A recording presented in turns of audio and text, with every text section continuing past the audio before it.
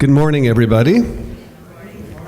I do think I'm the host for this week because I'm on the Mosaic committee, but I teach high school Sunday school. So I'm delinquent in this class, but I'm still doing the Lord's work every Sunday morning. But I'm host and partial presenter today, very partial. Our main presenter today is Karen Mulder, who's been a friend and supporter of my work for a lot of years. And you'll see some of the work, some paintings that I did for her a number of years ago. And these sparked in her a new way to think about presenting what you're going to hear today. Karen's done incredible work over the years in helping people think about how to listen well when people are in crisis. And she thinks about that from a faith perspective. And she, you'll learn more about this, but has all kinds of incredible resources to help us do that sort of thing. And I'm just going to come alongside her today to help accent the things that she's doing. And I'm going to kick right in, right? And I'm just going to sort of set the stage for why I would be here. My name is Joel Skoontanis, your artist in residence. If you don't know, you hear from me often enough, but in case you don't pay attention, when I am talking to the kids during the children's message, here's an example of why I'm here. Our painting for the day, and this is our lectionary painting for the year. And my hope in using art in all different settings is that art communicates. And art can give us points of connection, and art can give us, I like to think of it as a coat hook to hang ideas on. So as you hear Karen's message today, I'm hoping that you will be able to connect it to the visuals. And for some of us who are visual learners, that can be really helpful. I will tell you about that in just a minute. Yes, there's going to be for note-taking. Yes. So for instance, this lectionary painting, my hope is each week you find a little way to connect it to the sermon, but I've got a long view of this painting, and this is not a thing I've talked to the kids about, but my long view is that by the end of this church calendar year, we will now see through a visual how the biblical story is interwoven and connected. Right? I think sometimes we show up to church each week and we hear the story or we hear the next story, and we don't always thread them together. Now this group does because you're a smart lot, but just to help everybody, this idea that the lectionary exists for a reason, and that and as a church that supports that, I'm hoping that visually this painting gives us that coat hook to hang that idea on. And by the way, it's going to be really exciting at the end of the church calendar year when you see the video that Amy Lund is going to string together of every week's painting. I just gave away a big surprise. But so that's why I'm here. So let's look at one more painting. One of the things that Karen will refer to as she speaks is the story of the Good Samaritan. This is a painting I did for my gospel project of the Good Samaritan. That's a rip-off of Vincent van Gogh's painting of the Good Samaritan, who, by the way, he was referencing a French artist. So artists do this all the time. Van Gogh is not the first, he was just the most famous, and so that's who I personally have leaned into. Here we got some more people. Come on, we'll let them come on in. So we're going to be thinking about the Good Samaritan, and I'm actually going to be over here drawing while Karen presents, hopefully not as a distraction, but I'm going to start us out with a thought about the Good Samaritan visually. So I've actually been to that part of the world. Some other people here have. Who was with me on that trip? Kriegers, were you there when we went to that path? Yeah. So if you go to this road to Jericho,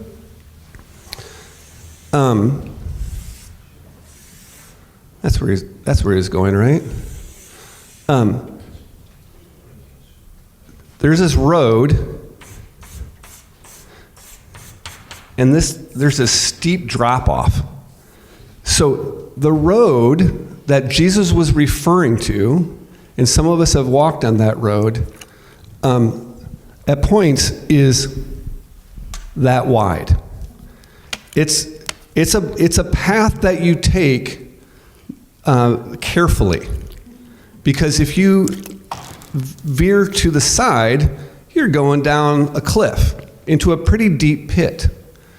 And so when we take that into context of the story of the Good Samaritan, and they say, and Jesus says, and he passed by on the other side of the road. This won't come as a surprise to you, but I have a strong belief that a lot of Jesus' parables and teachings had a lot of humor in them, and I like to find that humor. So when he says they passed by on the side of the road, it might have been this. He's scooched along the side of a cliff to get by the person who is the wounded person. I think that gives a different context into the choices that were being made. And so we're going to hear from Karen as she talks about listening well, about giving care to people in crisis. And we're going to think about the choices we make to engage or not engage. And more, she's going to be talking about the engagement part and how we do that. So there's your setup. I'm going to start drawing a little doodle of the Good Samaritan, which I'll refer to later, and we're going to come back to it. We're going to do a little group art project here during this presentation. But now I will turn it over to Karen. Did you tell him to take notes? I will, yes.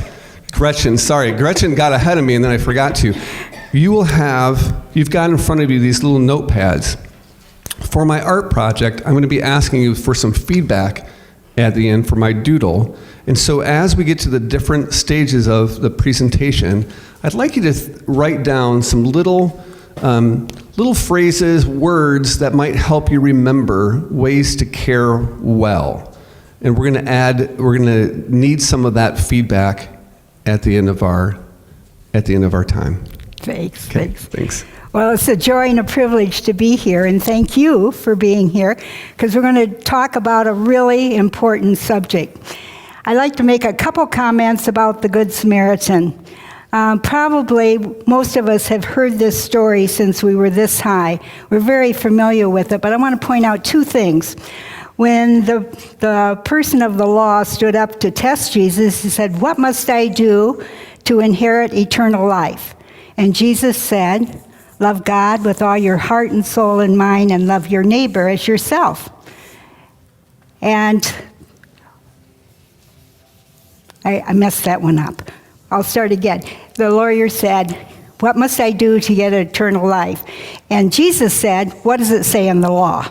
And then this person of the law said, "Love God with all your heart and soul and mind, and your neighbor as yourself." And Jesus said, "Do this and you will live." I think that also means not just living after we die, but having a different quality of life right now. Do this and live. Take care of that neighbor. It's the way I think God's plan was for it to work down here. So I want us to remember, do this and live is a very important part of God's agenda. The other thing, like Joel mentioned, when I was growing up, I don't know about you, but I couldn't understand that priest and Levi who passed by on the other side. I thought that was disgusting. How could they do that? Well, then I started thinking, trying to bring the story more into contemporary times. And I found this example 2 years ago. Maybe you're familiar with it. It was on K2, the second highest mountain in the world. And there are, of course, climbers. I don't know if you can see him. Well, can you see the man that's on the ground?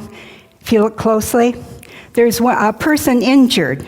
I think it was one of the Sherpas or leading guides, and he is seriously wounded, and 70 people stepped over him to get to the top of the mountain. And this, again, here was this man dying, and he did die. And yet people stepped over in order to. You know, it's so easy to be judgmental of that group, but then I have to bring it to my own life, and maybe your life too. Something I always feel guilty about. We know this prisoner, and he's been in prison now 4 years for the third time, and he calls us like 3 or 4 times a week. And I'm busy. I'm preparing an important lesson for today. or I don't want to be interrupted. And so, but he keeps calling until Larry answers. Why can't I just pick up the phone the first time he calls and listen to him? Because I really don't have to say anything. He does most of the talking. But it's so easy to get so occupied with our own agenda that we miss the people along our path. So we're going to talk about how to care for those people along our path. Remembering that in Galatians 5 it says, "For the entire law is fulfilled in keeping this one command. Love your neighbor as yourself." Sure sounds like God places a high priority on us caring for those neighbors, those friends, those loved ones, those colleagues that are suffering. Several years ago, about 20 years ago, I was at Western Seminary, and in a pastoral care class, I heard a story that really changed the way I thought of caregiving. And this story takes place in New York Hospital on one of the floors for the terminally ill children. And the story is told by a chaplain who is to care for, in this case, a little boy who is dying and his father. And I wanted to share that story with you today because it sort of holds the core of what the main message we're going to explore together. And my husband, Larry's going to read that story for you.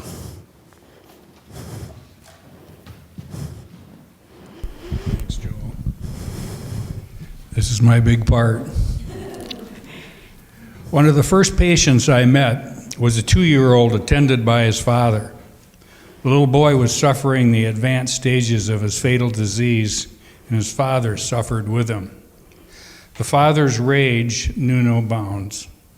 He had been victimized by a television preacher who sent him a form letter asking for more seed offerings to work a divine miracle. Father was angry with God, and since I was God's nearest representative, he directed his wrath at me.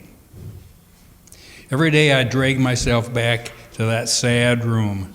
One day he pulled back the sheet from his son's distended stomach, covered with sores, and he screamed, "I'd like to have your God here right now." I'd push his nose into the sores of my son's stomach. "Where is your God?"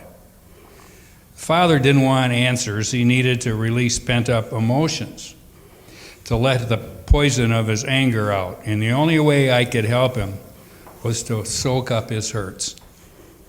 The father's rage did not diminish, and I felt helpless and useless. At the end of my hospital assignment, the day came for me to say goodbye. I expected the angry father would be glad to see me gone. Instead, the father burst into tears, saying to his weak little one what a nice man I was, and how much I'd meant to them, and how they would miss me. Some months later, I learned the child died. I was told that the father's grief, while severe, was not volatile.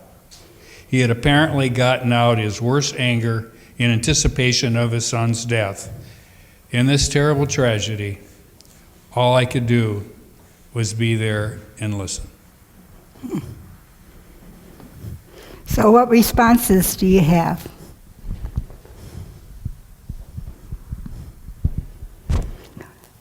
Yes. I'm intrigued by reversing the phrase, love yourself as you love your neighbor. Mm. It can work both ways. And some would say it's hard to love your neighbor if you don't take care and love yourself. Any other comments about the story? Well, the center core is what we're going to be talking about. Be there and listen. It's one of the most important things we can do as a caring friend. Show up. And like in this story, help the person get on the outside, their emotions, their struggles. Help them tell their story. Because it is there that healing can begin.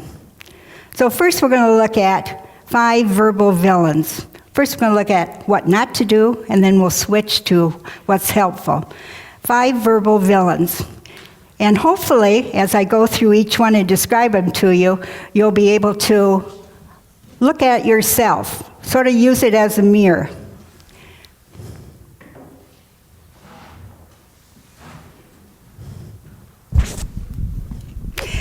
So use each of these paintings as a mirror and think, do I do this in my caregiving? Because that's how we grow. We don't like to think of ourselves as villains, but sometimes in our caregiving, we rush in with a quick fix, and our words have an opposite effect. And when we use those quick fixes, it's like a villain who steals the healing that could have happened. So the first one I call the florist. See if you identify with this kind of caregiving. The florist, first of all, let me tell you the situation we're going to kind of use. Your friend Ann says to you, I just got the scans back, it's cancer, and I'm so worried. So, as a caregiver, how would you help that person? The florist, like me, I identify with this one. The florist can't stand to talk about unpleasant things. So instead, she rushes into the caregiving situation with Anne with flattery and compliments and positive thinking. Have you ever done that? Tried to fill that silence with compliments and flattery and positive thinking. So she might say to Anne, oh, Anne, you look so healthy. You don't look sick. Or she might say, or this caregiver might say to Anne, oh, you've been through hard times before. You're going to breeze through this. Or she might say, oh, you should count your blessings. You know, you got a wonderful home and husband and little kids. Do you see what the caregiver is doing, is filling that awkward gap with phrases that really aren't that helpful? What do you think, Joel? I think this is the point of the talk where I'm supposed to remind you that the pictures can help give us some clues. And also the point for me to remind you to take notes as you go so you can write down a word or two to give me feedback at the end to finish our little picture. But I'd be interested in having you, let's work on our visual literacy here, okay? Let's look at the painting, and what are some things that you see in the painting that are clues about what it means to be a florist? What are some things that are maybe unhelpful in that response, or other things that you might see? What do you see in this picture? Yes? Self-adulation, yeah. She seems really happy with herself, the way she's, look at me. She's quite proud almost, yeah. That's an interesting insight, thanks. Right here. Her eyes are closed and her mouth is open. Yeah, her eyes are closed and her mouth is open. Or what else do you notice from her eyes? They're rose-colored glasses. Yeah. Look on the bright side. Yeah, look on the bright side, yep. The messages are flowers that hide the recipient. Ah, thank you. Russ just pointed out the messages are flowers that hide the recipient. How prevalent is the actual person in need of care in this image? They're almost not there. They've been covered up by really almost this person who's now sort of just making it all about the flowers that are coming out of their mouths to avoid the pain themselves. Yeah. All right. Hey, I knew this group was going to nail this, so thanks for making me look good in front of my friend Karen. Okay. So are you a florist when you go to care for a friend or a colleague or a church member? Filling that silence with flowers. The next one is called the detective caregiver.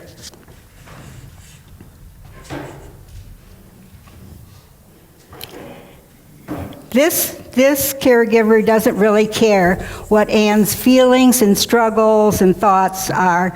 All he wants to do is get the facts or fill that awkward silence with questions. He's not interested in hearing what her feelings and struggles are. So he might say to Anne, well, when did all this trouble start? What kind of cancer do you have? What's your treatment? Do you have the bad kind of cancer? Flooding with questions, diverting the real issue of her suffering by asking constant stream of questions. You want to say anything? I'll speak less as we go along. But again, what do you notice about this image that might help just underline what Karen just said? He's not looking at the person. Right, thanks. So again, the attention's not on the person, is it? A lot of gray. Yeah. If you look at the hands, his hands are closed. Oh. Arms outstretched. Nella just said his hands are closed, they're not outstretched. And I love it when someone points out a thing that, of course, I meant to include. I love it. I'm owning that one now. Subconsciously, I wanted to do that. Yeah, that's excellent. He's a lot bigger and has made himself. Yeah, he's kind of bigger. take up the space. Yep. So again, the person in need of the care is being overpowered by the caregiver. Yeah, Russ. Nothing but the facts, but aren't emotions facts? Yeah, nothing but the facts, but aren't emotions facts, is what he said. All right, thank you. So again, my reminder to write down some notes. So you have to ask yourself, do I do this when I'm trying to really care for a person? The next verbal villain is called the guru. And this person is convinced that they have a little nugget of gold that they can give to the person who's suffering and answer all of her problems and cares. And so this person speaks in using cliches and trite sayings. So this person might say, the guru might say to Anne, who's just found out she has cancer, you know what, when the going gets tough, the tough get going. Or could say something like, there's a dawn after every storm, or other trite things that really don't help and get her feelings on the outside. So sometimes we use these little sayings. We'll explore some other ones right now. Not necessarily for Anne's situation, but have you ever been involved in a funeral and somebody told you, it's wonderful because that person is with the Lord? I remember several times when my mother died, several people said to me, how wonderful, she's out of her misery and with the Lord. Well, that didn't help me a lot because I was grieving. I wanted her here. I wanted her present. She was part of my life. So those kinds of phrases do not help. I knew that she was out of her pain, and I knew that she was with the Lord. So we don't need to tell the person that. Instead, it would have been helpful if one of those persons would have said, I know how close you were to your mom. You must be really sad. Or you must be lonely without her.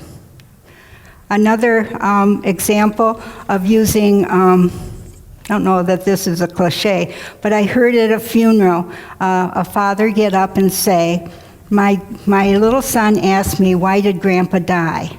And I told him, because God wanted somebody to play basketball with. And I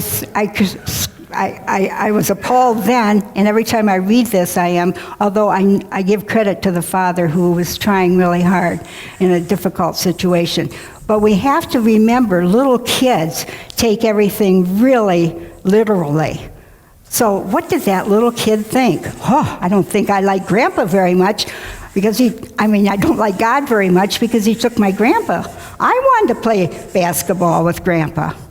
Or other things that sometimes we say with small children are, we lost Grandpa. And the little kid thinks, well, let's go find him. Or Grandpa went to the hospital and died. Well, when the little kid has to go to the hospital, he's not going to really want to go very badly because you go there to die. So just a word about not realizing that little kids take you very literally. I think the father could have said, I don't know. I think it's wisdom to say in caregiving situations, as well as any situation, I don't know. I had a class a month ago in Florida, and somebody said, what do you say when people keep saying, why? You say, I don't know. Another thing you often hear is, I understand. I know what you're going through. I've experienced some cancer. I understand. When you say that, What does it do if you're telling your story, getting your thoughts on the outside, and someone says, I understand? What happens? Huh? No, you can't understand. You really can't fully understand another person's situation, even though that person may be going through cancer. Their circumstances, their life experiences are different. Yes? The statement asks a question. What do you understand? Yeah. Are you saying you would ask say it again? It says, I understand. I'm not saying, what is it that I understand? Okay. Respect the fact, I think that Gretchen already said, respect the fact that everyone's experience is totally unique. And so don't say, if I have cancer and I know that you had cancer, if I want to know something, I can ask you. But don't close the conversation by saying, I understand. Try to look on, these are things we say too. Try to look on the bright side, count your blessings, think positive. Instead, I'm sorry you're going through this. I'm so sorry. This is a difficult time. Everything happens for a reason.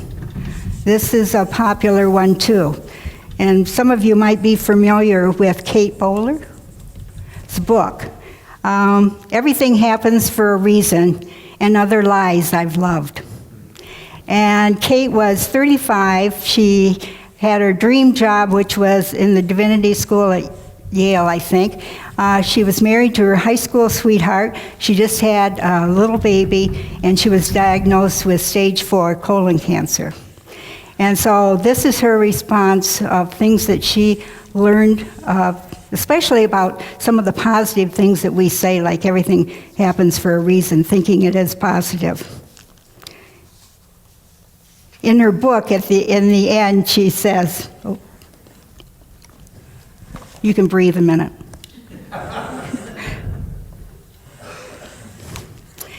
She gives a list of things not to do when you're caring for someone. She said, never say this to a person experiencing terrible times. Never say everything happens for a reason. The only thing worse than saying this is pretending that you know the reason. I've had hundreds of people tell me the reason for my cancer, because of my sin, because of my unfaithfulness, because God is fair, because God is unfair, because of my aversion to Brussels sprouts. She has a sense of humor. When someone is drowning, the only thing worse than failing to throw them a life preserver is handing them a reason. So don't try to play God by telling a reason why people are grieving and going through difficult times. She's a very good writer, and she still lives and has written other books, I believe. Bill Clinton said, I feel your pain, wasn't it? You think was that helpful, you think? Not terribly. Because you sort of wonder, really? Anyway, one more. Everything will be just fine. I had a friend who would always say this no matter what my problem was. If I had a sore on my arm that I was concerned about, she said, and I was going to the doctor, she would always say, everything will be just fine. Don't say that, because we don't know that everything's going to be just fine. It must be unsettling not to know. Might be a better way to approach that. Okay, that was the guru. Now the director.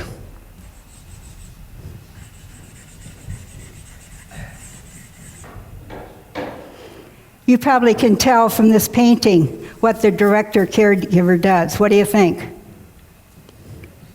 Do this and this and this, and you'll be all right. Yeah. The director kind of caregiver knows how to solve your problem. If you'll just be quiet and listen, he'll or she will tell you what to do. Drink this kind of smoothie. It's green and it's ugly, but it'll heal you. Read this book. It helped my aunt. You really need to get into an exercise program, and they have, director caregivers have all the answers, and if you would only do what they tell you to do, you would be so much better off. And the last one, is called the historian.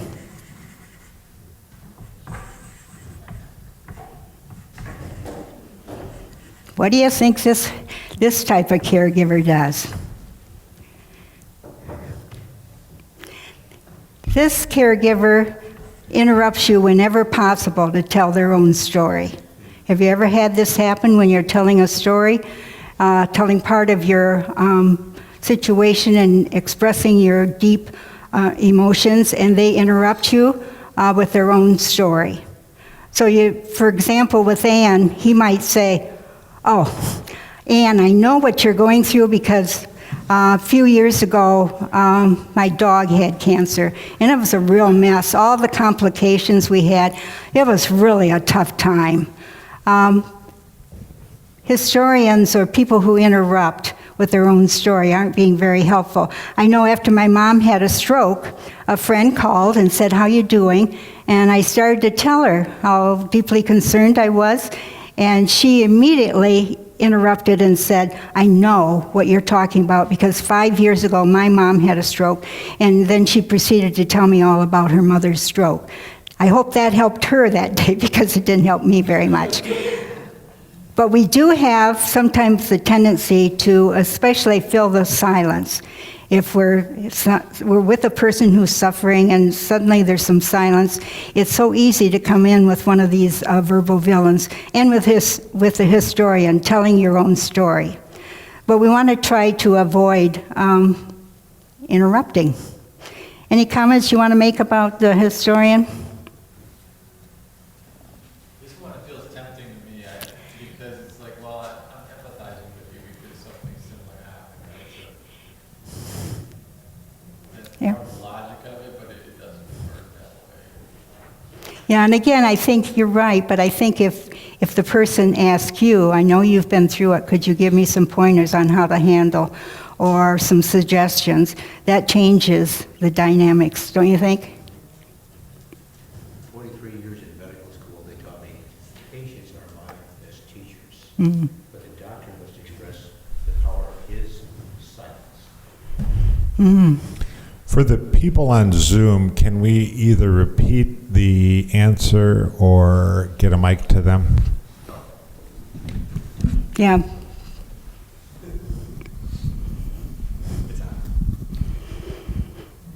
When in my first week of medical school, they taught me patients are my best teachers. To let them teach me, I had to use my own power of silence as a professional. Good point. And if I can interrupt you, I'm going to hand this back to David because I resonated with that one. So I'm being selfish here because I understand this impulse. That's very kind, Joel. I do too. I said that part of the logic of the historian is that you feel like you're empathizing with a person because you're sharing something similar and you're trying to say, I feel it with you. But it's still unhelpful. And also, maybe at some point, too, when the person has completely been able to tell their story and their anguish and so on, maybe, after you've listened, this is what I told Larry a long time ago. I want your advice, but only after you've listened and listened and listened and really understand where I'm coming from. Then because I love you and respect you, if you have a point of view, I want to hear it. But I think so often we jump in with either a story of our own or advice. I remember a cancer chaplain saying to me, if someone asks you for your advice, what do you do? And she ended up telling me that you don't give advice if at all possible because their situation is different. But you might say, what do you see as your options? And then help them talk through their options, but not telling them what to do. Okay, we have one more villain represented by this. I can't really call this person a verbal villain because this is a silent villain. This is the person who doesn't show up, the friend who doesn't write or call because it's just too difficult. So they avoid the situation completely. I remember when my mom, in the last probably month of her life in the hospital, she had lots and lots of grandkids, and one didn't show up and to see her, and she really missed. She wondered where Stephen was. Well, Stephen had said, I don't want to see Grandma because I want to remember her as she was. And to me, that's kind of a cop-out because Grandma wanted to see him. And it's easy for me too, to avoid unpleasant situations. But I think with God's help, we go into the situation, no matter if it is uncomfortable. Karen, Yes. this drawing that I've been working on is our visual clue for that one.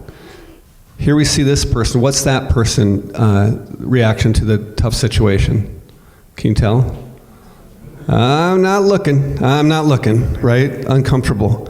This person staring down at their phone, not even noticing. How many situations are we not available to care for because we're not paying attention? Mm-hmm. And then here's, I think, maybe one of the culprits of our modern age. It's the person that's in such a hurry to do the things they need to do to not take time to care.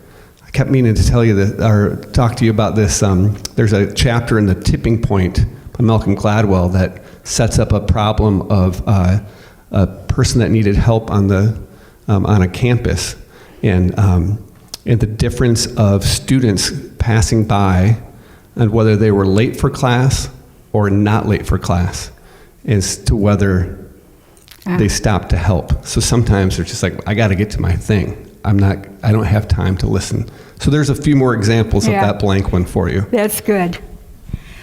Okay, let's change then and talk about the elephant in the room. This goes along with avoiding the situation. Anne can be in a room with friends and so on, and no one talks about the cancer because they think they're protecting her, I guess. But it becomes the elephant in the room. Everybody knows about it, everybody feels uncomfortable about it, but they don't talk about it. Another book that I have found very helpful is called Option B. This is by Sheryl Sandberg, and she was at one time a COO of Facebook. And in an early age, she and her husband were in Mexico, and he went into the gym to work out and fell off of a bicycle, I believe, and had a heart attack and died. So obviously, Sheryl she had her life all set up on option B the way she wanted it, and then this happened, and she had to struggle and go through grief and find another way for option B. And she talks about the elephant in the room in quite a powerful way. She said, I couldn't understand when friends didn't ask me how I was. I felt invisible, as if I were standing in front of them, but they couldn't see me. When someone shows up with a cast, we immediately inquire, what happened to you? If your ankle gets shattered, people ask to hear your story. If your life gets shattered, they don't. I went to a close friend's house for dinner, and she and her husband made small talk the entire time and never mentioned David's name. Those who said nothing were trying not to bring on more pain, but as the elephant in the room went unacknowledged, it started acting up, trampling over my relationships. If friends didn't ask how I was doing, did that mean they didn't care? Did they not see the giant muddy footprints and piles of manure? Again, talk about the issue. People usually, if they're going through a crisis, they do want to talk about it, and if they don't, they'll let you know about that too. So let's turn to some positive things, what to do and how to be. I have to make sure I don't talk too long. Okay. Here is a caregiver. What do you notice about this caregiver that has been different than the other villains?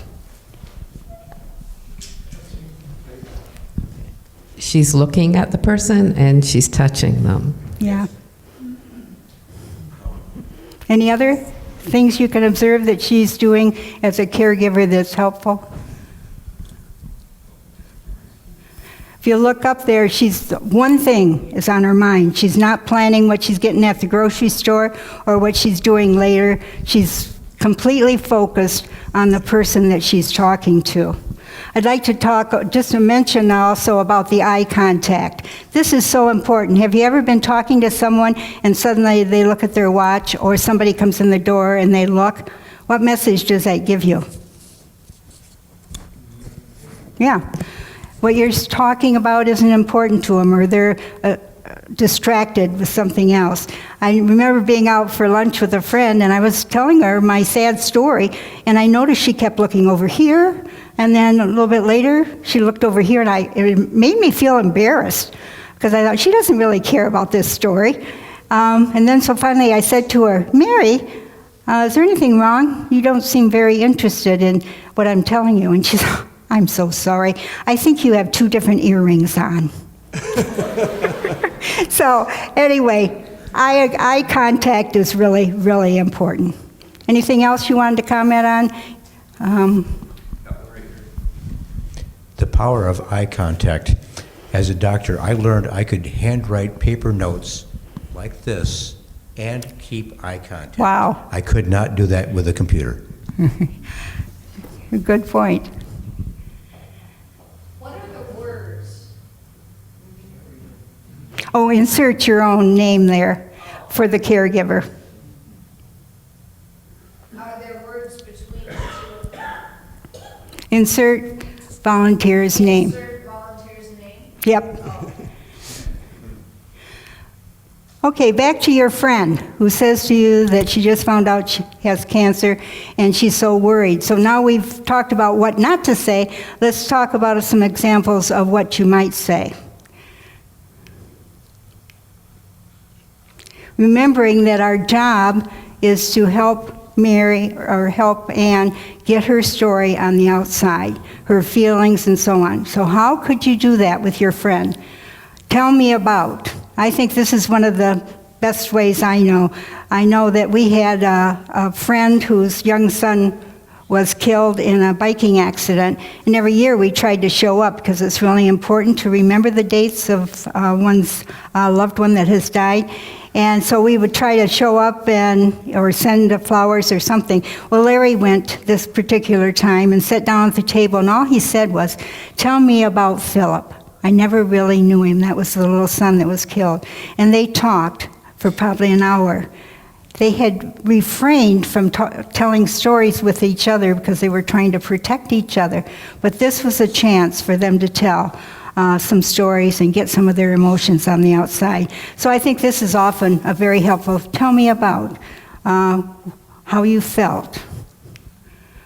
Or what worries you the most. Helping them center in kind of on what at this point is worrying you the most. What do you feel like talking about today?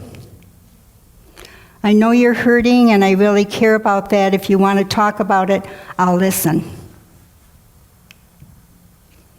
I'm sorry you're going through this. It sounds like you're really upset. Any other things that you can think of that you could say to a person that would help draw out how they're feeling and thinking? Simple question. What happens next? That's good. Yeah, what happens next? I like that.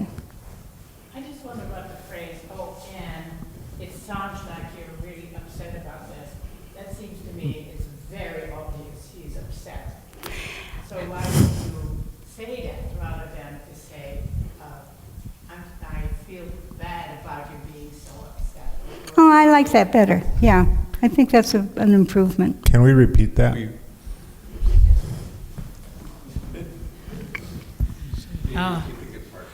I just wondered about the last sentence. Oh, and it sounds like you're really upset about this. It seemed to me that's very obvious. So why do you need to say that? Unless she wants to describe it further, what it's feeling like. But you had another suggestion. What did you say you could say instead? Didn't you say something? Probably, but I don't remember.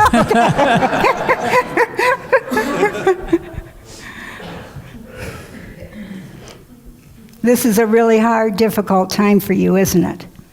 Maybe that would suggest. we're going to skip that for right now. I'd like to show you a video that, again, kind of brings together the main center message of today that we've tried to get across. Uh-oh.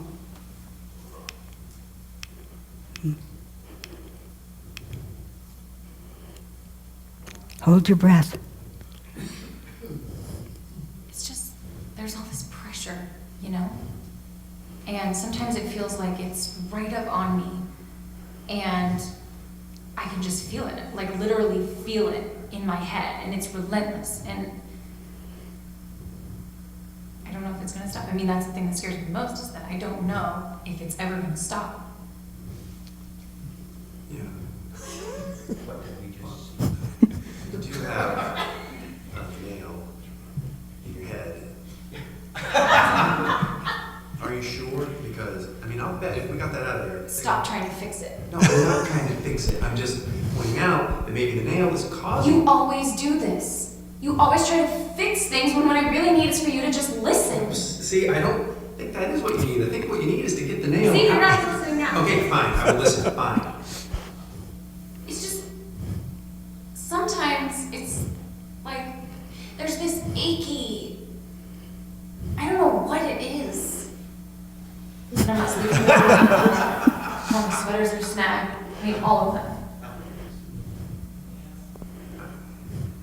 That sounds really hard.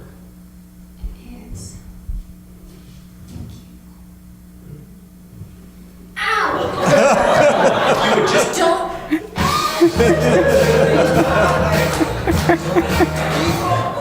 If you don't remember anything else, remember the nail in the head.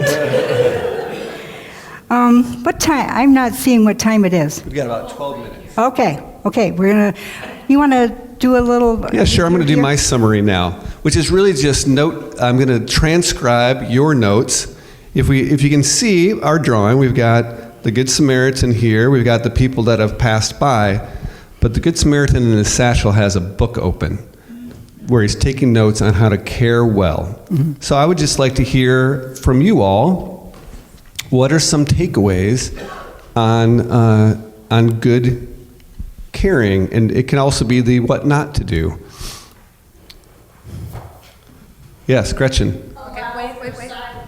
I can repeat it, Lori. How about we do that? That'll be easier than running around. Allow for silence. Okay, great. Allow for silence. What else? Yes? Attention to details. Attention to details. Thank you. To details. What else? Listen. Actually listen. That's actually, when we think about all those villains, a lot of them were doing a lot of talking, weren't they? Show up. Show up. All right, we need a few more to fill my space. Yes? This wasn't mentioned, Yeah. but if you really listen, you may find out that's not what they want to talk about at all. There are lots of characteristics of people, and they may want to, maybe at that moment, trying to just live their life. Yeah, so how do we say that? Okay. Is that the real issue? Yeah. The real issue? Is that what you're saying? Surfacing the real issue? Here's how Don said it. I wish people would ask me how I am, not tell me how I am. Yeah. Ask how I am, not tell them how they are. Someone would say, I'm just dandy, and they'd say, tell me how you really are. And at that moment, he wanted to be just dandy, and they should let him. Yeah.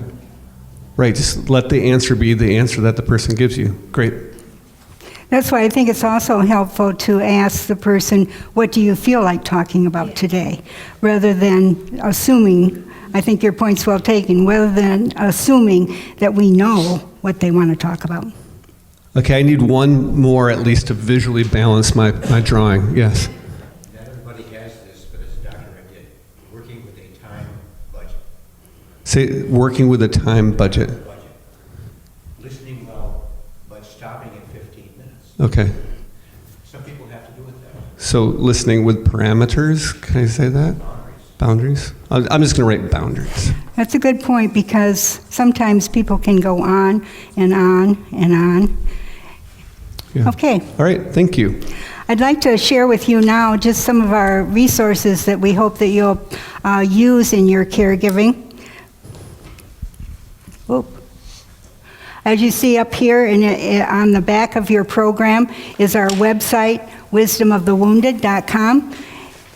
And there we have over 600 blogs of different people sharing advice on how to care for various situations.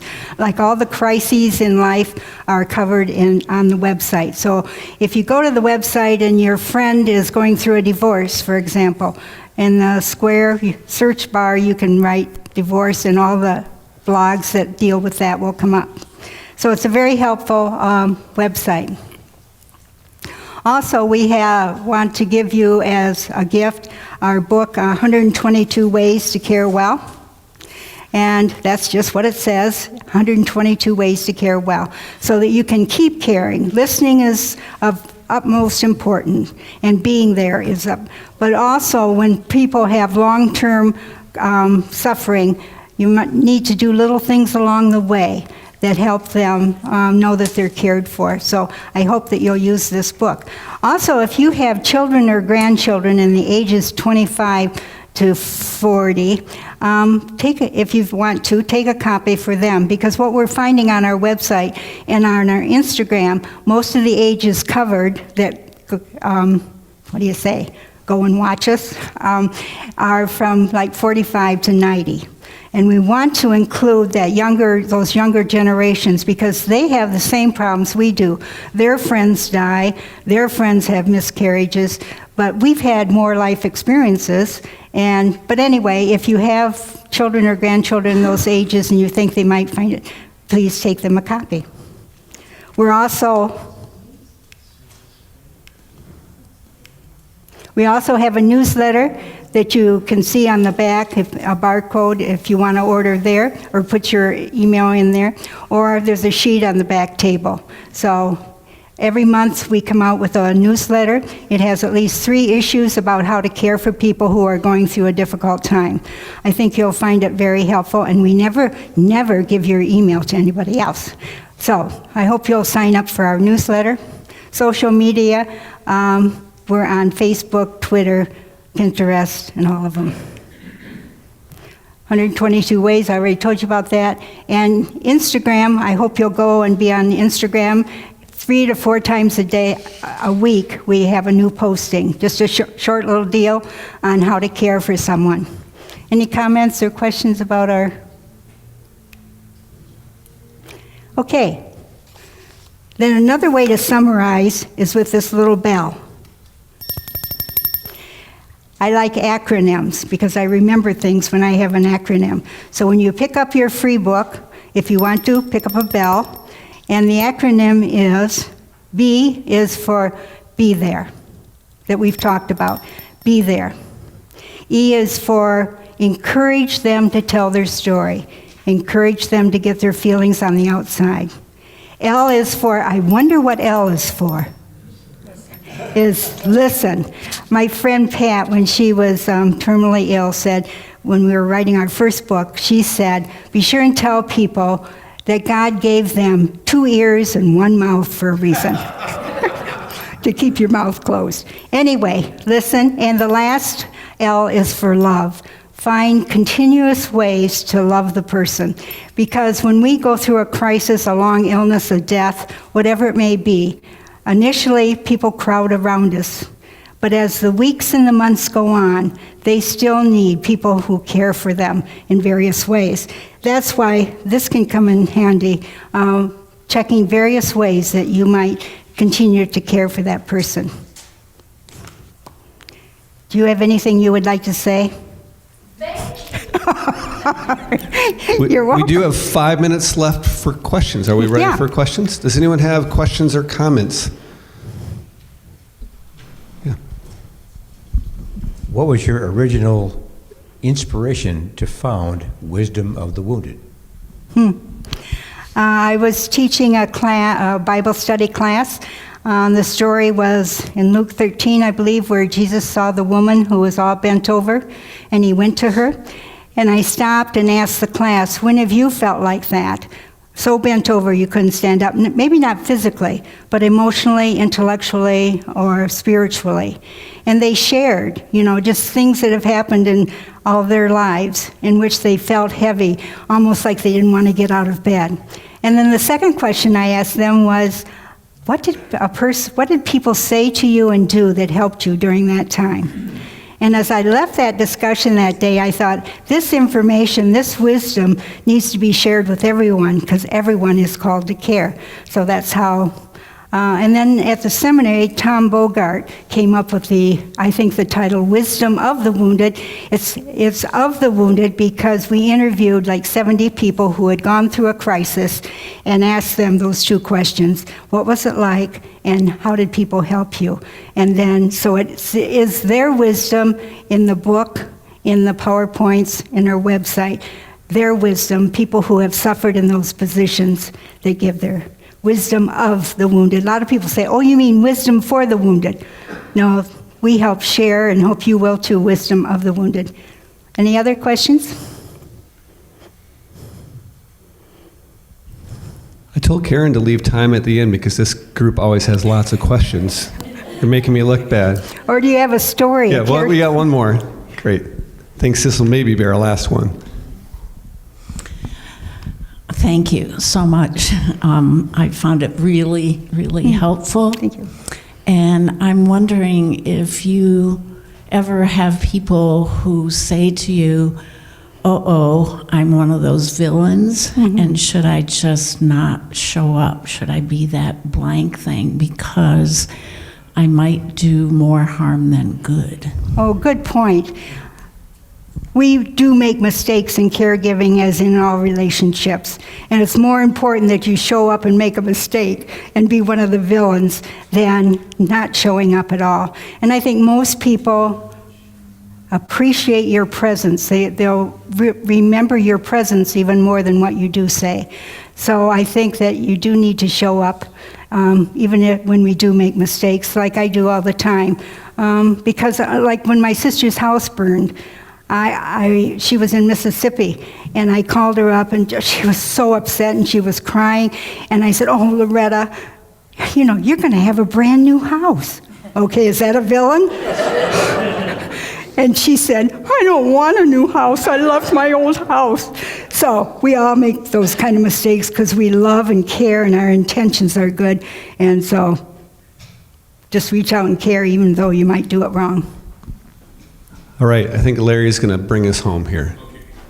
But fortunately for all of you, you will no longer make those kinds of mistakes because you just found out what you should do and what you shouldn't do. So you're free from mistakes. Thank you.